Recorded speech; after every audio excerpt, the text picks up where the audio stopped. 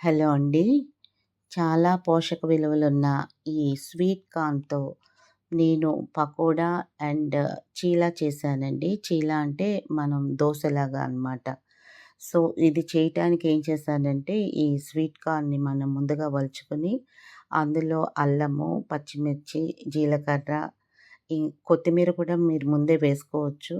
So, ఇలా వేసుకొని మనం గ్రైండ్ చేసుకున్న తర్వాత ఇందులో మనము సన్నగా తరిగిన పొటాటో, ఇంకా చనా ఫ్లోరు, తర్వాత రైస్ ఫ్లోరు, తర్వాత ఇంకా స్టార్చ్ కూడా ఒక చిన్న స్పూన్ వేసుకోవచ్చండి బైండ్ చేయడానికి.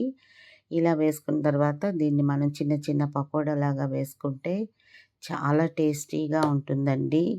పిల్లలు, పెద్దలు అందరికీ కూడా చాలా ఇష్టపడతారు. అలాగే ఈ పకోడానే కాకుండా ఇలా కలిపిన మనం ఈ కన్సిస్టెన్సీతో ఇంక నీరు కలపకూడదండి. నీరు కలిపితే ఇంకా బాగా పలచనైపోతుంది. సో, ఇదే కన్సిస్టెన్సీతో మనము దోసలాగా చీలా వేసుకోవచ్చండి. ఈ దోసకి కొద్దిగా నెయ్యి గానీ, నూనె గానీ వాడుకోవచ్చు. బటర్ గానీ వాడుకోవచ్చు. కొద్దిసేపు మనము మూత పెట్టి దీన్ని ఉడికించుకున్న తర్వాత తిరగేసి మళ్ళీ మూత పెట్టి ఒక 2, 3 నిమిషాలు ఉడికిస్తే ఈ చీలా తయారైపోతుందండి.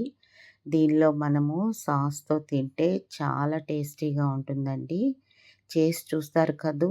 నా వీడియో నచ్చితే లైక్ చేసి సబ్స్క్రైబ్ చేసుకోండి.